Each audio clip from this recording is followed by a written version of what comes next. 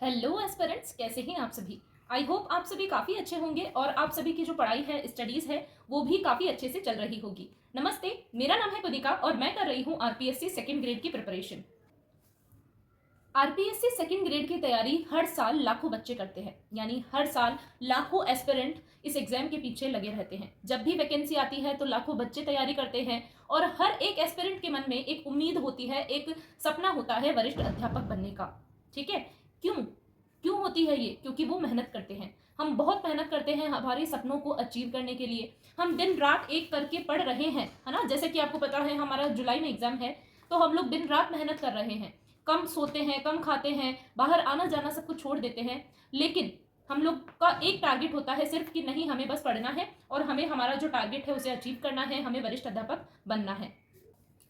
लेकिन हमारी कुछ छोटी छोटी गलतियां हमारी मेहनत पर पूरा पानी फेर देती है। आज ये जो वीडियो होने वाली है वो उन्हीं गलतियों पर होने वाली है कि ऐसी कौन सी चीजें हैं जो हमारी मेहनत तो हम मेहनत तो करते हैं, लेकिन उन गलतियों की वजह से हम लोग कभी कभी रह जाते हैं। उन लाखों में से कुछ हजारों स्टूडेंट्स होते हैं, कुछ 100 स्टूडेंट्स होते हैं जिनकी नौकरी लगती है, और हम लोग ऐसी क्या गलती कर देते हैं जिनकी वजह से हमारी मेहनत पर वो जो गलतियां हैं वो भारी पड़ जाती है। तो आज जो वीडियो होने वाली है वो उन्हीं गलतियों पर होने वाली है। यस, हम लोग पढ़ते हैं, हम लोग बहुत मेहनत करते हैं, PYQs, MCQs, test series, books, सब कुछ, लेकिन हम लोग ये करते हैं कोशिश कि कैसे भी बस हमारा सिलेक्शन हो जाए। लेकिन उन सिलेक्शन में की तैयारी करते करते हम कुछ गलतियां कर बैठते हैं। आज हम उन्हीं पर डिटेल में बात करने वाले हैं कि ऐसी कौन सी गलतियां हैं जिन्हें हमें करने से बचना है ना। उन गलतियों पर हम लोग बात करने वाले हैं। सबसे पहले हम लोग सिलेबस को इग्नोर करते हैं। हमें वही चीजें पढ़नी है और उतनी ही चीजें पढ़नी है जो सिलेबस में दी हुई हो, है ना। अभी तक मेरे पास में काफी कमेंट्स आते हैं कि दीदी ये टॉपिक सिलेबस में है क्या, ये पढ़ना है क्या। नहीं, जब ये काम तब हमें करना होता है जब हम तैयारी को शुरू करते हैं। इसीलिए आप जब भी कोई एग्जाम की तैयारी करो तो उससे पहले आपको उस एग्जाम का जो भी पर्टिकुलर सिलेबस है उसको काफी अच्छे से समझ लेना है कि उस सिलेबस से हमें कहाँ से क्या टॉपिक पढ़ना है, कौन सी बुक यूज करनी है, और सबसे मेन कितना पढ़ना है। सबसे मेन यही है कि हमें किस सब्जेक्ट में कितना पढ़ना है, वो आपको पहले ही डिसाइड कर लेना है। तो इसीलिए आप लोग अब ये चीजें करेंगे। 2-3 महीने बचे हैं तो इसका समय अब नहीं है, इसका टाइम था जब आपने तैयारी शुरू की थी। ठीक है, तो इसीलिए अगर आप तैयारी करते हो तो उसको सिलेबस के अकॉर्डिंग करो, ना तो उससे ज्यादा पढ़ना है सिलेबस से ज्यादा, ना ही सिलेबस से कम पढ़ना है। ठीक है, तो इसीलिए सबसे मेन चीज है कि सिलेबस को कभी भी इग्नोर नहीं। दूसरी गलती जो हम लोग करते हैं वो है कि हम लोग रिवीजन नहीं करते। हम लोग पढ़ते रहते हैं कि बस कैसे भी हमारा तो सिलेबस हो जाए, बस हमें तो सिलेबस करने से मतलब है। अभी भी मेरे पास में कमेंट्स आए थे, 2 या 3 कमेंट्स आए थे कि हम लोगों को सिर्फ सिलेबस पढ़ने में ध्यान दे रखना है या फिर हमें साथ साथ रिवीजन भी करना है। तो आज मैं आप लोगों को बता दूं कि साथ साथ आपको वीकली या डेली रिवीजन जरूर करना चाहिए, क्योंकि कुछ ऐसी चीजें होती है जो हम लोग बार बार भूल जाते हैं। वो तभी रिकॉल होगी, जैसे ही रिकॉल होगी तभी हमारे माइंड में वो चीजें फिट रहेगी। इसीलिए आप लोग जब भी सिलेबस करते हो तो अपनी चीजों को बार बार दोहरान आपको करना है। दोहरान का मतलब है बार बार उसको रिवाइज करना है। जितना आप रिवाइज करोगे उतना ही वो चीजें आपको याद रहेगी। सिलेक्शन उन्हीं का होता है जो एक टॉपिक को 4 से 5 बार अच्छे से पढ़ लेते हैं।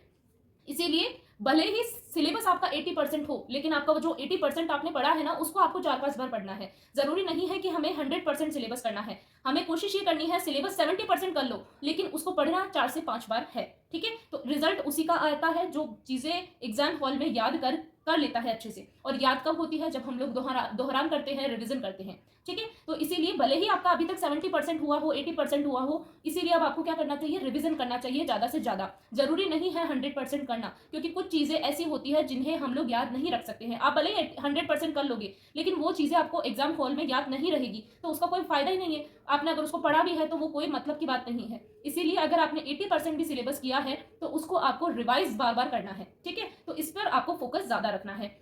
जो थर्ड गलती है वो है, हम लोग फिजिक्स को तो टाल देते हैं, लेकिन मान लीजिए कोई साइंस सब्जेक्ट से है तो फिजिक्स को टाल दिया, फिजिक्स को स्किप किया, लेकिन हम लोग बायोकेमिस्ट्री टीचिंग मेथड को भी कम टाइम देते हैं, उसके भी कॉन्सेप्ट सही से नहीं पढ़ते हैं। अगर आप लोग कोई सब्जेक्ट स्किप करते हो तो जो बाकी बचे हुए सब्जेक्ट है उनको आपको अच्छे से स्ट्रॉन्ग करना है, ताकि जो आपने स्किप किया है उसका असर बाकी सब्जेक्ट पर नहीं रहे, है ना। तो आपको क्या ध्यान देना है कि भाई मैंने एक सब्जेक्ट को स्किप किया है तो मैं बाकी बचा हुआ अच्छे से पढ़ लूँ, ताकि मेरा जो है वो नेगेटिव नहीं हो, मेरे क्वेश्चंस गलत नहीं हो। ठीक है, तो आपको ये ध्यान रखना है कि अगर आप कुछ स्किप कर रहे हो, जैसे मैंने फिजिक्स स्किप की है, तो मेरा फोकस कहाँ है? बायोकेमिस्ट्री पर बहुत ज्यादा फोकस होगा, ताकि उनसे मेरे क्वेश्चंस गलत ना हो। ठीक है, तो ये आपको ट्राई करना है। अगर आप फिजिक्स मेरा तो यही कहना है कि आप लोग करो, ठीक है। अगर आप साइंस से हो तो फिजिक्स भी थोड़ी थोड़ी कर लो। अगर नहीं हो पा रहा है, अगर अभी तक जैसे मेरा अभी केमिस्ट्री बाकी है तो मैं फिजिक्स को नहीं कर रही, और काफ़ी सारे मतलब कमेंट्स भी आए थे कि नहीं फिजिक्स करनी चाहिए, लेकिन जिसकी मैथ्स जीरो है वो फिजिक्स नहीं कर सकता है, ठीक है। लेकिन अगर आपकी मैथ्स अच्छी है, हल्की फुल्की आप लोग मैथ्स कर लेते हो, तो आप लोग थोड़े बहुत थ्योरेटिकल जो पार्ट होता है फिजिक्स का वो आसानी से कर लोगे। तो इसीलिए अगर आप कोई सब्जेक्ट को स्किप करते हो तो बाकी जो पेंडिंग सब्जेक्ट्स हैं जो आपने किए हैं उन पर आपको अपनी पकड़ मजबूत करनी है, बार बार रिविजन करके, क्वेश्चन प्रैक्टिस करके। तो इसीलिए ये आप लोग जरूर ध्यान रखें। फिर है प्रीवियस ईयर क्वेश्चंस। सबसे बड़ी गलती हम लोग करते हैं कि हम लोग पीवाईक्यूज को बिल्कुल इग्नोर कर देते हैं। नहीं, अगर आप रिवीजन करते हो, पीवाईक्यूज से भी कर लेते हो रिवीजन, तो आपका काफी सारा पोर्शन अच्छा हो जाता है। अगर हम लोग पीवाईक्यूज सॉल्व करते हैं तो पैटर्न पता चल जाता है, टॉपिक की समझ हमें हो जाती है, ठीक है। क्योंकि आरपीएससी का जो पैटर्न है वो काफी हद तक मतलब काफी बार सेम रहता है। जैसे अभी 2025 में जो पैटर्न आया वही 2026 में भी आएगा। ऐसे हर एक साल में पैटर्न तो नहीं बदलता है, तो इसीलिए हमें पीवाईक्यूज देखना चाहिए, ठीक है। इसीलिए हर टॉपिक के बाद में आपको पीवाईक्यूज जरूर सॉल्व करने हैं ताकि आपको पैटर्न समझ में आ जाए। फिर जो है फिफ्थ गलती वो है कि हम लोग बुक्स के भरोसे रह जाते हैं कि भाई हाँ बुक है, हम लोग इसका ही बार बार रिवीजन कर लेंगे। अगर आप लोग लेट स्टार्ट कर रहे हो तो आप लोग बुक से स्टडी कर लीजिए, कोई नहीं। लेकिन अगर आप लोग पहले से पढ़ते जा रहे हो तो आपको शॉर्ट नोट्स या थोड़ा आपका कुछ हैंड रिटन, आपको कुछ मैटर आपको लिखते रहना चाहिए, ताकि जब आप रिवीजन करो तो आपके पास में आपके खुद के थोड़े बहुत नोट्स रहे, ताकि आप उनसे रिवीजन कर सको, ठीक है। तो आप लोग ये पॉइंट्स ध्यान रखें।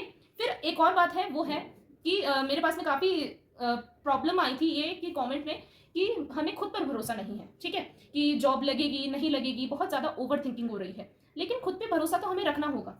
सबसे बड़ी गलती यही है हमारी कि हम खुद पर बहुत ज़्यादा डाउट करते हैं, ठीक है। जब भी हमें पढ़ाई में कोई दिक्कत आती है, कोई परेशानी आने लगती है, तो हम क्या करते हैं, एस्पिरेंट सोचने लगते हैं कि नहीं शायद ये तो मुझसे हो ही नहीं सकता, छोड़ देते हैं, है ना। मैं तो वीक हूँ, वो मुझसे इतना ज़्यादा आगे है, उसका तो सिलेबस हो गया, वो तो टेस्ट सीरीज लगा रहे हैं, उसके तो टेस्ट में इतना स्कोर है। हम लोग खुद पे ही शक करने लगते हैं, लेकिन वो गलती हमें नहीं करनी है। हमें क्या करना है, खुद पर भरोसा रखना है।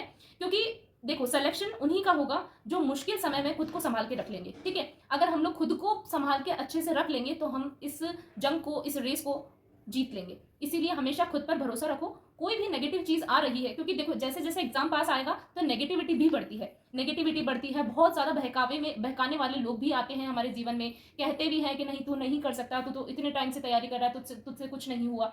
लेकिन इन चीजों को हमें ध्यान में नहीं रखना है। हमें सिर्फ खुद पर भरोसा रखना है कि हाँ मैंने मेहनत की है और मेरा होगा, बस। बाकी रिजल्ट जो होता है वो हम आने वाले टाइम में देख लेंगे, और नहीं भी होता है तो वापस ट्राई करेंगे, फिर से ट्राई करेंगे, और फिर भी नहीं होता है तो प्राइवेट सेक्टर है, ऐसा तो है नहीं कि जॉब्स की कमी है या फिर नहीं होगा तो कुछ नहीं रहेगा, है ना।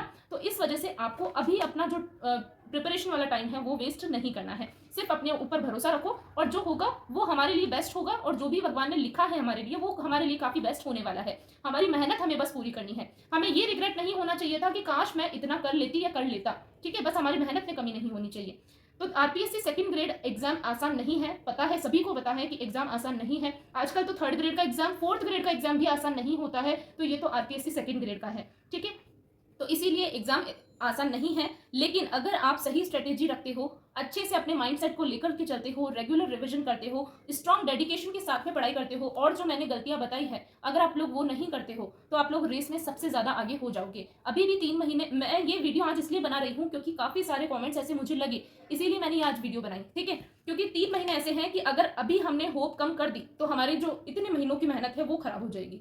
इसीलिए आपको कुछ भी डरना नहीं है, कुछ भी खुद को वीक नहीं समझना है। चाहे आपका सिलेबस 60% है, चाहे आपका 70% है, चाहे आपका 50% है, चाहे आपने अभी स्टार्ट किया हो, लेकिन आपको कोशिश करनी है, बस कोशिश करनी है। रिग्रेट नहीं होना चाहिए लाइफ में कि काश मैंने ये ट्राई कर लिया होता या मैंने ये कोशिश कर ली होती, बस। बाकी और कुछ नहीं करना है। तो हो सकता है आपका जो हमारा जो रास्ता है वो बहुत मुश्किल रहे, हो सकता है, लेकिन अगर हम लोग हिम्मत से काम लेंगे, हम लोग स्ट्रांग रहकर इसको फेस करेंगे तो सब कुछ हमारे हाथों में होगा, ठीक है। तो इसीलिए हिम्मत रखो। आपको सरकारी शिक्षक की अगर कुर्सी तक पहुंचना है तो आपको ये सब करना होगा। इसीलिए बस हार नहीं माननी है, और हमारी एक कुर्सी, हमारी जो सरकारी शिक्षक की जो कुर्सी है वो हमारा इंतजार कर रही है। और वैसे भी हमारा जो प्रोफेशन है वो है शिक्षक की मतलब खुद जलकर दूसरे का भविष्य बनाता है। तो बस वही हिम्मत हमें दिखाने की जरूरत है। हम लोग शिक्षक बनने जा रहे हैं। इसीलिए अगर आपको आज ये वीडियो हेल्पफुल लगी हो तो चैनल को जरूर सब्सक्राइब करें, लाइक करें, और ऐसे ही आरपीएससी प्रिपरेशन वीडियोस के लिए चैनल को सब्सक्राइब आपको जरूर से कर लेना है, और कमेंट में लिखिए आई विल विन। मिलती हूँ आपसे नेक्स्ट वीडियो में, तब तक के लिए राधे राधे।